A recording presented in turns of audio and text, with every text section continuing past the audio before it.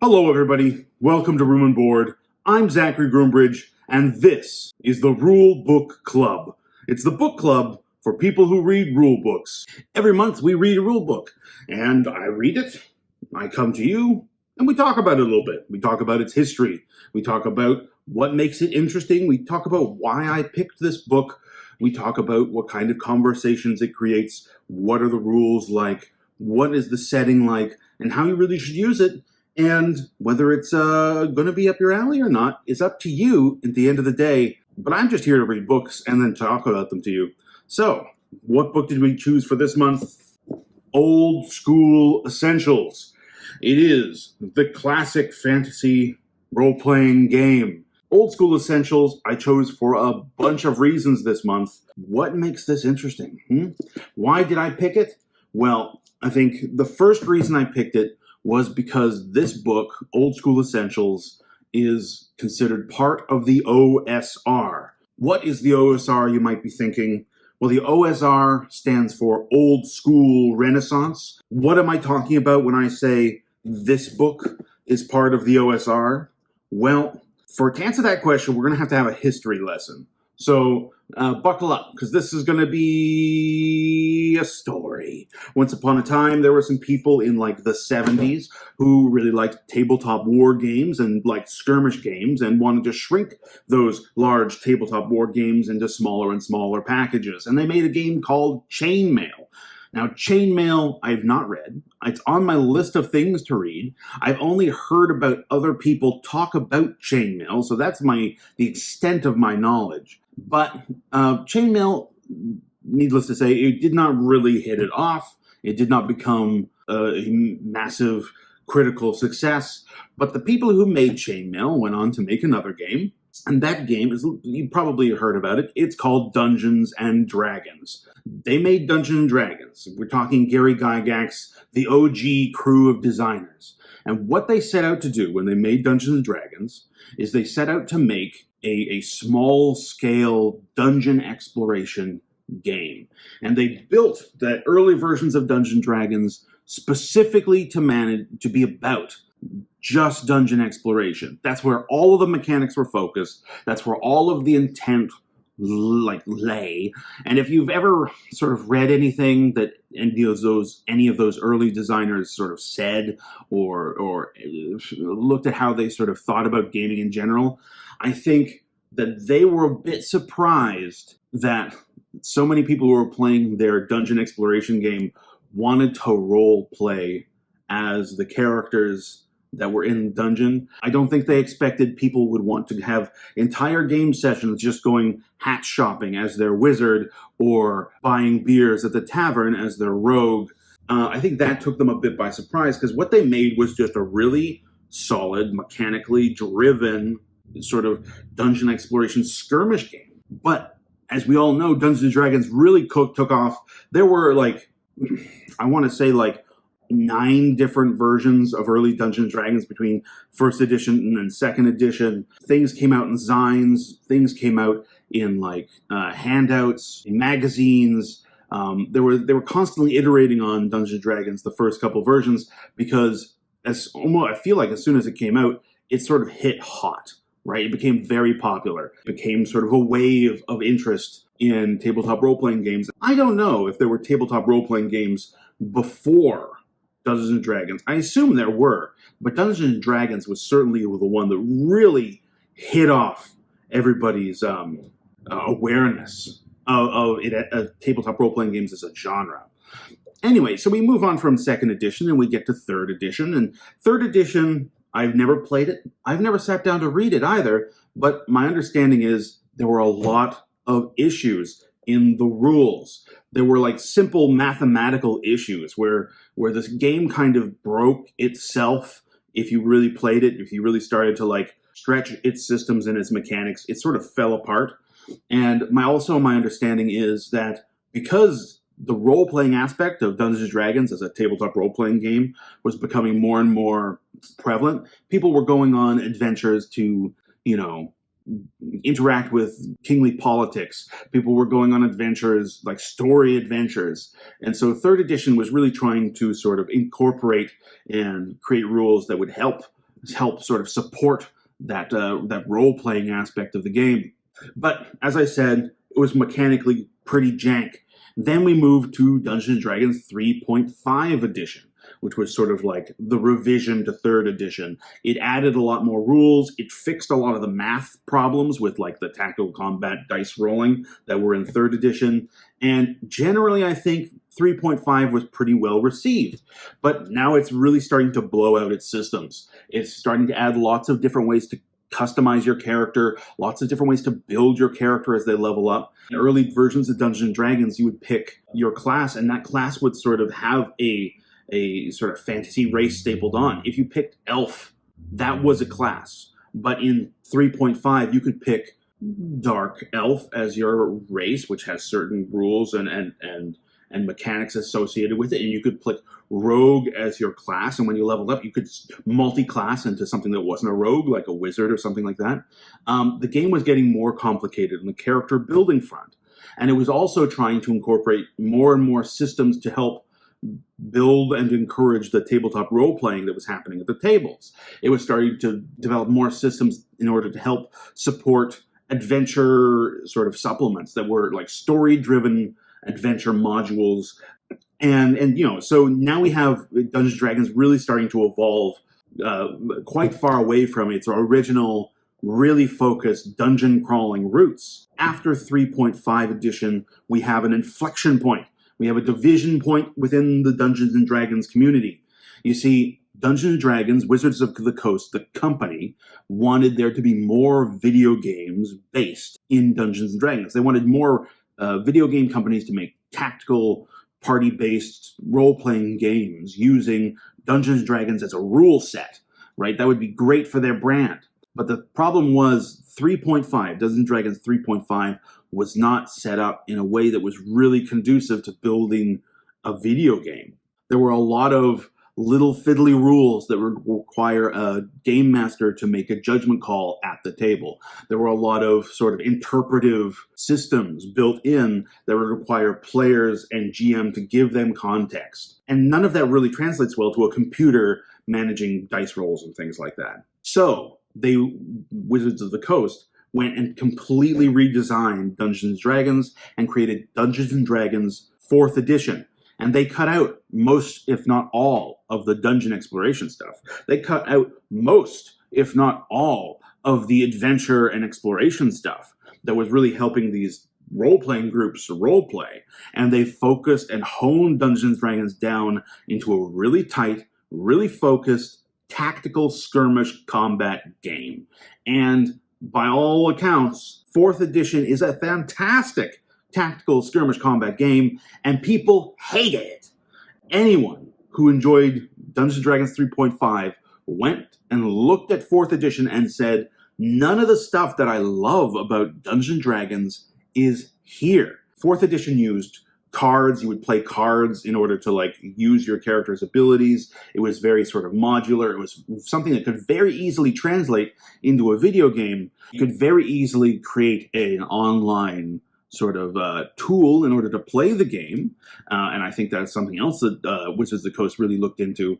But people were not really gelling with it. At the same time, I believe this happened in like 2001. It was the early 2000s. At the same time, I think a few months before Dungeons & Dragons 4th edition came out, Pathfinder came out. What's Pathfinder? Pathfinder is a third-party game. A bunch of people designed it originally using the rules of Dungeons & Dragons 3.5 and created a new game system. And what it did was it did all the stuff that 3.5 did, but it made it much deeper and more complicated.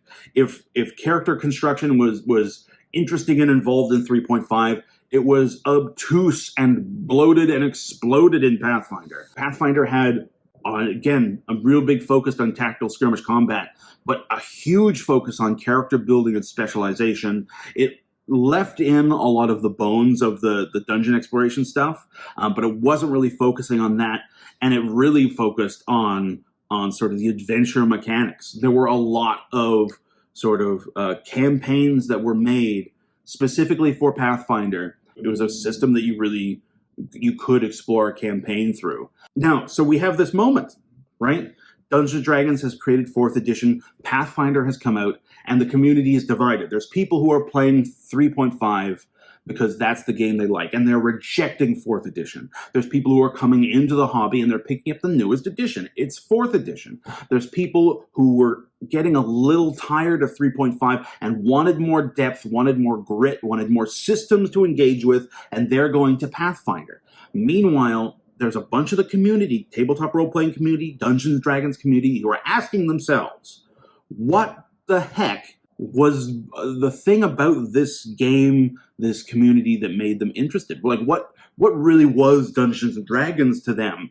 And I feel like in these early 2000s, going into the 2010s, we have a lot of new tabletop role-playing games coming out, doing new and innovative things, really changing up the formula. You see things like Apocalypse World, Knights Black Agents, the Gumshoe system, lots of really cool stuff starts coming out at this point in time. And I think part of it is because a unified community under Dungeons & Dragons shattered at this moment. And another thing that happens at this moment where people are asking themselves, what is Dungeons & Dragons, is they're starting to look back at what Dungeons & Dragons originally was. What was it way back when? And they notice that while all of these different editions of Dungeons & Dragons were coming out, people had still been playing the original versions. There were people who back in like the 70s had started playing Dungeons & Dragons who never stopped for 20, 30, 40, I think it's like 50 years now, had never stopped playing the original versions of Dungeons & Dragons. That was their version. That was the kind of gameplay they enjoyed. And here I feel, not knowing for sure academically when the OSR began, but here is when I feel the spark of the OSR ignited. It became known as the Old School Renaissance, the return to the old school way of playing tabletop role-playing games, the old school way of playing Dungeons and Dragons. So what does that mean when I'm holding Old School Essentials classic fantasy role-playing? This is a newer book, a few years old now, but it is engaged with the OSR. So you might be asking yourself, is the OSR just reprintings of those original couple versions of Dungeons & Dragons? And the answer is no, because those people who were playing those original versions played them for so long, they made house rules. They iterated on their systems. They made dungeons for that game. They made adventures for that game. They made mechanics to explore different settings. They made all kinds of modules. They made zines. They made like blogs. There's a ton of sort of resources out there for the OSR, for the original role-playing games, because these people, these dungeon masters, were creating content for like 30, 40, 50 years. And so when people start looking into the OSR and like getting into it, there's a ton of content for it. And really, the OSR has now it's fractured again, right? People have looked back at the OSR, the original way to play Dungeons & Dragons. They sort of reinvented it, they re-explored it, and now that community has sort of fractured into all kinds of different innovative takes on that core system. When I'm looking at Old School Essentials, I am looking at a book that is the essentials of Old School. This is basically just a rewriting of the original Dungeons & Dragons with the Wizards of the Coast Dungeons & Dragons serial numbers filed off. And for that reason, it engages with all of the content that has been made for the OSR since its inception into the present day. And that's why I picked this book, because I think the OSR is interesting. The OSR is part of how I got into role-playing games in the first place. When I started being interested in it, I went online, I started looking at, hey, what's this tabletop role-playing game thing? And a lot of the resources I found were resources for the OSR. Yeah, so that was sort of my stepping stone into tabletop role-playing games. And let's talk about this book now. On to our first pillar. The first pillar of our discussion is the conversation. What kind of conversation does this book create at the table? And I think first things first, this book is in conversation with the entire OSR, right? It's in conversation with Morkborg and Lamentations of the Flame Princess and First Edition Dungeons and Dragons. It's in conversation with every dungeon module that has been made for 50 years. It's in conversation with one-page dungeons, dozens of different rule systems.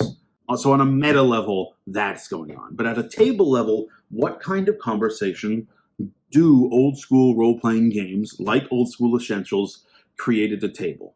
Like I said before, old school OSR games are all about dungeon exploration. There aren't that many mechanics, and what mechanics there are all really focused on dungeon exploration.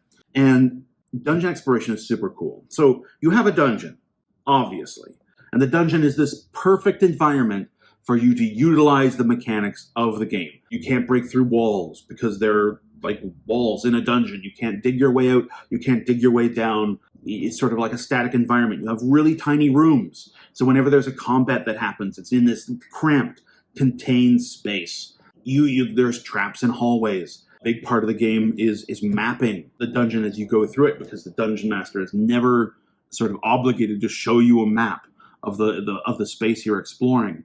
And it creates a really interesting conversation around the table where everyone is constantly referring to all the rules of the game all the time. It is sort of famously said that Gary Gygax, one of the designers of Dungeons and Dragons, and this might be apocryphal, I don't know whether he actually said this, and this is not going to be a direct quote anyway, I'm paraphrasing, but it is said that he said, that the most important thing in a tabletop role-playing game is the strict accounting of time, I believe. And what was he talking about when he was saying that? Well, in OSR games, like Old School Essentials, you have a torch. You have to bring light with you into the dungeon, and that torch will last 2 hours. And every single thing that you do inside that dungeon takes time. It takes 10 minutes.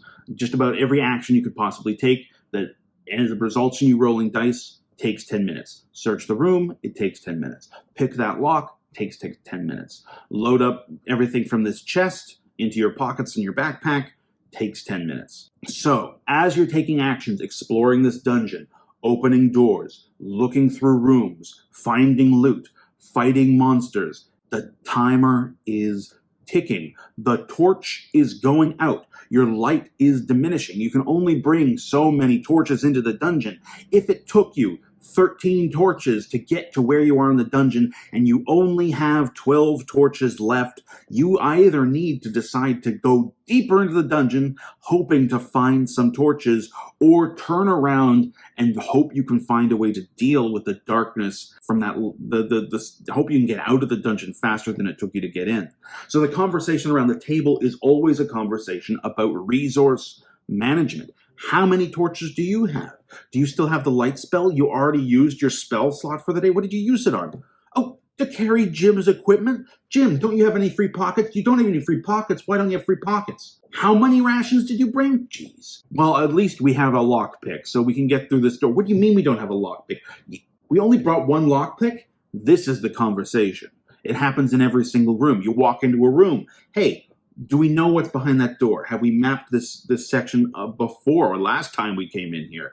Do we risk opening this chest? If we open this chest and it's trapped, could we heal ourselves? We only have 3 healing potions. Let's save them. The conversations are always really mechanically focused like this, because in OSR, in Old School Essentials, all of the mechanics are really simple, but really, really focused on the exploration of the dungeon. Managing everybody's items is a super strong focus. It's going to be a super strong focus of the conversation. In old school role-playing games, when monsters come into your room, and they always have a chance to sort of appear as wandering monsters, you roll a dice once an hour. Once every 6 turns or 60 minutes, the GM will roll a dice and a wandering monster could appear. And the threat of the monster is not so much that it's going to kill a party member. It's not that it's going to destroy you. It's not like a big epic fight scene in a movie. The threat of the monster is often that it'll cost you resources. It will cost you time. It will cost you spells. It will cost you healing potions that you brought down with you. It might take some special item in order to defeat the monster. If you're fighting, I don't know, a kappa or something like that, you might need a jar to suck or to scoop the water out of its head in order to put it out of commission. And now you're down a jar. Those are all like inherent parts of this game. Planning is a huge part of the conversation in an OSR game. When you're in town, you're always talking to everybody, being like, how many torches should we bring? Oh, the dungeon is 2 days away, so we need to bring 2 days worth of food to get there, and we need to bring 2 days worth of food to come back, and we're going to be at the dungeon let's plan for 4 days, so we're going to need to bring 10 days worth of food minimum. Oh, wait, if we go with full backpacks, we're not going to have anywhere to put the loot that we get from the dungeon. So, all right, we're going to have to hire a cart. We're going to need to buy a horse for that cart. Cool. You know what? We should hire a guy to drive that cart. We'll put all of our food in that cart, and then our backpacks are free for our loot that we get from the dungeon. Wait a second. We're going to need to feed that guy and the horse. Okay, we're going to need to add more rations. You know what? We should get 2 carts. One cart can have all of our rations, and you know what? We'll get like 30 days worth of rations to be safe, and then the other cart can hold all of our loot, and then all of our backpacks are empty, so we can go in and out of the dungeon a couple times. And you know what? We'll load that first cart up with torches as well. Great. Then you get to the dungeon and you realize that there's something you didn't buy and you have to do without it for the entire dungeon adventure, or scrap the mission and lose all that money. That's the other thing about OSR games, is they're often really focused on getting the loot. They're not so much focused on fighting the monsters in the dungeon. They're not so much focused on beating the boss of the dungeon or leveling up. The focus is to sort of conquer the puzzle. The other thing, well, there's so many things about OSR games, but because the systems are really simple and because they're really focused on dungeon exploration, there's a lot of room, there's a lot of space, right? There's a lot of stuff that isn't mechanized, and that's where a lot of the role-playing comes in. There's also, because there's so much space, there's so much room in the system, it's not concerned with things that are not specifically having to do with exploring a dungeon. The kinds of puzzles you can put in the dungeon are really exciting. I have played and run and read tabletop dungeons for OSR games that read just like escape rooms, right? If you've ever been to an escape room place and you've played an escape room, you can do all of those puzzles in an OSR game, and oftentimes you can't do them in a more modern tabletop role-playing game like Dungeons & Dragons 5th edition. And what do I mean by that? Like, let's say you had a simple lever trap, and when you pull a lever, walls move around, and if you pull the right sequence of levers, you can be able to pass through these walls and reach a treasure. That's a classic sort of OSR puzzle. You have players pulling levers and trying to figure out the puzzle through experimentation, throw in a couple traps. But in a modern tabletop role-playing game, characters get so specialized and so developed that you will present one of these simple puzzles to them, and there will be a mechanical answer built onto someone's sheet, right? Someone will have a spell that lets them see through walls, so they know exactly where the treasure is. They don't need to bother with the levers. Someone else will have a racial ability that lets them phase through stone, and they'll just walk through that wall and grab the treasure. Someone else will have a magical sort of logic comprehension ability that they'll use on themselves that will allow them to just immediately solve the puzzle without actually having to engage with the puzzle that you as a game master or the writer of the adventure has created for them. There's so many situations like this that come up in more modern role-playing games because so much of the focus is on role-playing and character customization in those modern games. But the focus here is just on dungeon exploration. So you can present people with a riddle, and the solution to the dungeon may just be to answer that riddle. One of my favorite traps to put into an OSR-style dungeon is just called the Endless Staircase. What's the Endless Staircase? It's a staircase. It goes down. It goes down forever. It leads nowhere. There's nothing at the bottom of the Endless Staircase. So players start to walk down. Their torches start to go out. They keep going down. Another torch goes out. They turn to each other, say, how deep is this staircase? What's at the bottom of it? Can we get to the bottom of it? Do we have enough resources? If we turn around now, do we have enough resources to get out of the staircase? They're down there for an hour. You roll random encounters. There's goblins coming up from the bottom of the staircase. The fight's not going very well. They decide, we can't do this anymore. They turn around. They start heading up the top of the staircase. They run out of torches. They're plunged into darkness. You roll another random encounter. Goblins coming from above. They're pincered on the staircase. Brutal fight. They burst out into the top in the darkness. They can't see. They don't know their way out of the dungeon. You've got them. It's such a good trap. And it only works in an OSR game. It only works in a game that's really focused and only interested in exploring the dungeon. Because it's an environmental trap. It's a judgment trap. When the players see a staircase, they're deciding whether to push their luck. And they're making a judgment call on how long they fear they can risk pushing their luck. Another trap I love is you put a doorway at the far end of a hallway. Long hallway with buttons on the floor. There's nowhere you can step in that hallway without stepping on a button. You just describe in painful detail all of the symbols and all the buttons. And players will sit there at the entrance to that hallway and they will puzzle and they will puzzle and they will scheme and they'll ask themselves which buttons are the buttons that are safe. Are any buttons unsafe? Is the buttons on the ground a puzzle to unlock the door at the far end of this hallway? What is the puzzle? Where are the hints? We're going to backtrack and check rooms to see what the hints are. And the secret is to this puzzle that there is no puzzle. The buttons do nothing. The door is unlocked from the beginning, and it is simply taking advantage of the fact that players playing an OSR game are being cognizant and aware of these things. Because usually they find a button on the floor and it means something. And so you can put these puzzles like the endless staircase or the meaningless door or into your game, and they work because they are the exceptions to the rule, and the rule is carefully consider everything. And there's a meaning behind the design of the dungeon. That's sort of a brief conversation about what about the conversation in OSR games that I like. Like what's the thing that makes that interesting? Let's move from our first pillar. I think this is a great, like the conversations that OSR games make is legitimately awesome. The role-playing it allows at the table is so free-form and exciting because there aren't rules to govern it. There are issues with it, and that is that it's a really mechanically focused sort of conversation. There are negatives to it in that if not everybody around the table has the buy-in, if not everyone understands what kind of game you're playing, that conversation can fall flat, right? If people around the table don't understand how exploring a dungeon in an OSR game works, they'll get to the endless staircase and it will just be frustrating. It won't be fun, right? They'll get to the hallway full of buttons that don't do anything, and they'll walk across them without even thinking about it because they have not learned sort of how exploring a dungeon works yet. So the exception to the rule does not faze them and perhaps doesn't even interest them. So let's move on to mechanics. I've talked a lot about mechanics already, but the mechanics in a classic OSR game are real simple.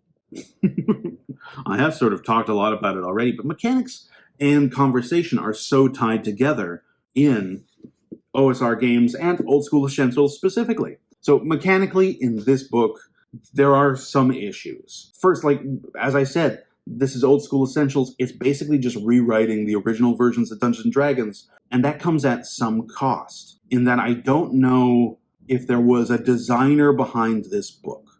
I feel like this book was collated rather than designed, and it feels like it at some points. What do I mean by that? Well, there's a section in this book, for example, that talks about ability checks. And if you've played tabletop role-playing games ever in your life, you know what an ability check is. And the section in this book assumes that you know what an ability check is. As an example, like, an ability check is, hey, there's a wall there. I'm going to try to climb it. Yeah, you roll your agility. You're going to have to hit this target number in order to climb the wall. Seems pretty simple. It exists in like some form in almost every tabletop role-playing game. There's a little section in this book that just says, hey, ability checks exist. Why is that an issue? It's because so many of the rules in this book are also interesting because of what is not said. There's the thief class in this book. And the thief class has one of their class abilities. They have like 3. One of them is the ability to climb walls. And they have a special chart with special percentage chances of successes, and that's the chart they roll on when they want to climb a wall. The implication of that is that other classes don't get to climb walls. That's a thief thing. The thief has the special ability. When you pick thief, one of the 2 or 3 reasons you're picking thief is because the thief can climb walls, and they have a special chart for that. But arguably, the percent chances of success on just rolling an ability check to climb a wall, much better than the thief's built-in chart to climb a wall.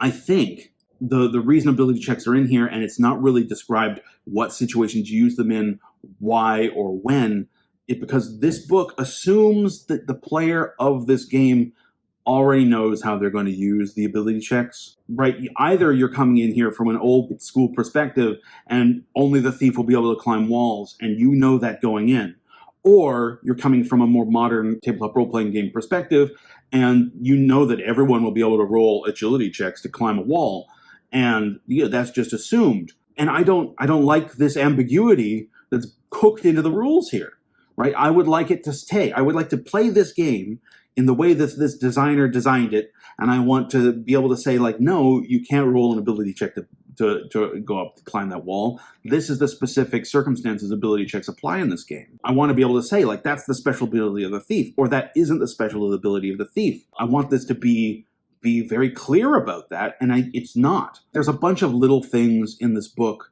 that feel like they haven't really been cleaned up, haven't really been focused, that there's not really an intent there. There's vestigial limbs from, what am I trying to say? There's little vestigial bits from the greater tabletop role-playing game community that have been left here, that feel like a little bit of oversights. And I think that's a little unfortunate. I don't think, when I'm playing a really tight dungeon exploration game, I want those rules to feel tight. I don't want them to feel ambiguous. And at a lot of points in this book, they do feel ambiguous. And I think that's my biggest criticism of this as a book. So in the last 50 years of tabletop role-playing games, there have been a lot of developments and enhancements and refinement that has happened to tabletop role-playing games. And because this book is specifically trying to evoke and re-implement the very first versions of Dungeons & Dragons, it intentionally does not have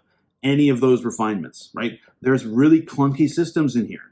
There's really sort of obtuse logic behind some stuff in this book, and it feels dated, right? And it's a feature. It's not a bug. It's a feature that it feels dated, right? This book wants to be the old school essentials. This is classic fantasy role-playing for you. This is the starting point for the OSR. I just wish that it did incorporate a lot of that newer stuff. I was playing another OSR game. I've played a lot of it.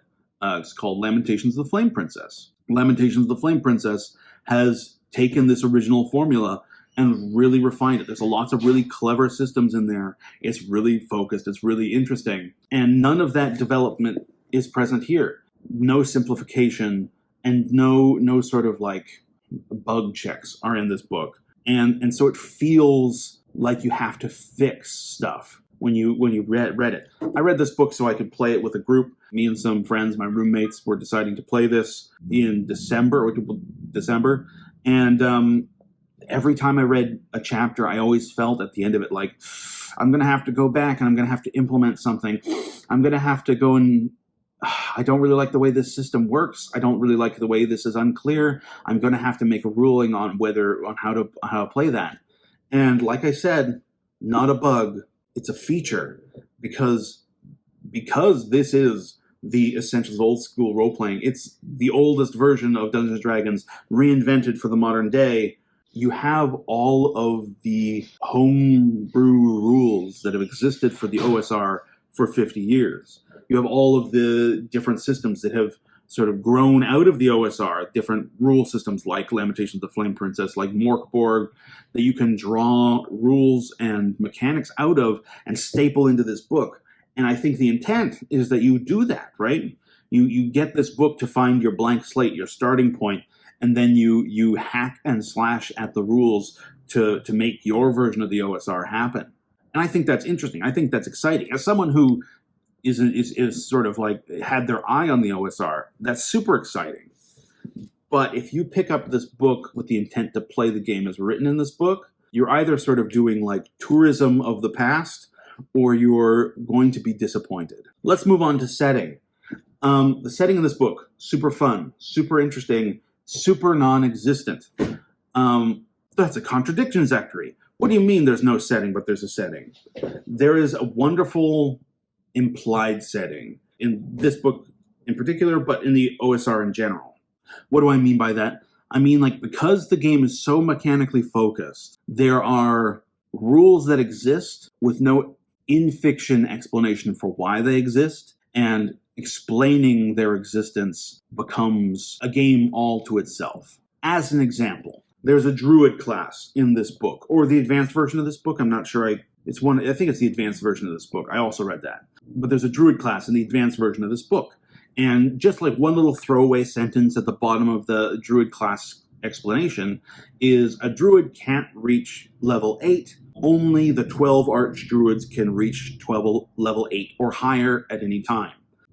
What does that mean? Well, mechanically, it just means if you're a druid, you can't go past level 8 unless you're the archdruid, in which case you could go level 8 or higher. But why? Right? Who are the archdruids? Why can there only be 12 of them? Why are there 12 of them? What do they want? Where are they? If you want to level up to level 8, you're going to have to go and find them and kill them? If you reach level 8 and are able to level up, does that mean one of the archdruids is dead? Do we go on an adventure to find them, to avenge them, to hunt them, to solve their murder? Do we find out what the archdruid's deal is? Does an archdruid come to you and offer to make you one of the 12 archdruids? There is a campaign. There is an adventure. There's a whole months of activity buried in that one sentence. Only an archdruid can become level 8 or higher. There's no explanation for that. And it's for the players at the table to discover when that happens. It's for the GM to invent when the druid player starts to draw closer to level 8. That's exciting, right? That's exciting from a storytelling perspective.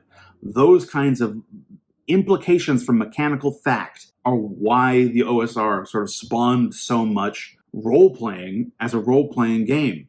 If you look at things like the gelatinous cube, right? Why does the gelatinous cube exist? It's a mechanical necessity. You're playing in the game in a dungeon. The dungeon is drawn on grid paper. The squares in the dungeon are 5 feet by 5 feet by 5 feet. You put a monster into that square. What is it? It's a perfect 5 by 5 by 5 cube, I guess. It's just a mechanical necessity of the game. Why does the gelatinous cube exist? It exists to roll over players' camps, because everything that gets inside of the gelatinous cube is dissolved into nothing. So it's designed to destroy players' equipment, designed to roll over their tents and their chests and their bags, to consume their torches and their rations. It's there to block off sections of the dungeon as they move around on patrol routes, like a moving wall. But because gelatinous cubes exist, they become really fascinating story engines. Who made the gelatinous cubes? Did they evolve? If someone made them, are they performing to purpose? Are they there to clean the dungeon? Are they a monster? Do they think? Is there a gelatinous cube wizard out there shopping out their gelatinous cubes to would-be dungeon constructors? It's super fun to try to answer all of these questions. And as you answer all these questions that the mechanics demand to be answered, you start to arrive at a setting. You start to arrive at a world that is coming to life as you and your players play it. That world does not exist in this book. That world exists as a result of reading and exploring the rules in this book. Super cool. I love the setting in OSR games for that reason. And I think that's part of the reason why a lot of sort of monsters and tropes from early Dungeons & Dragons and the OSR have become part of our modern fantasy sort of like lexicon, right? Everybody knows what a gelatinous cube is. Everybody knows, what like a kelpie is, right? These things are sort of like in the zeitgeist. The other thing I love about this book, it's got all of these black and white line drawings, and these are sort of there to like evoke the original sort of line drawings in a lot of early tabletop role-playing game sort of books and supplements. They came out in zines and things like that. They came out on photocopy paper from Xerox machines. So all of the art in classic RPGs is black and white and line drawings, and all of it's a little janky because it's drawn by the designers, and it's really fun and exciting. They've obviously tried to evoke that feeling in this book, and it's really lovely. They also have all these big 2-page spreads of art that are like really great, full color, and they're really exciting. All of this art feels like it's in a different genre. Like, let's go to the next one.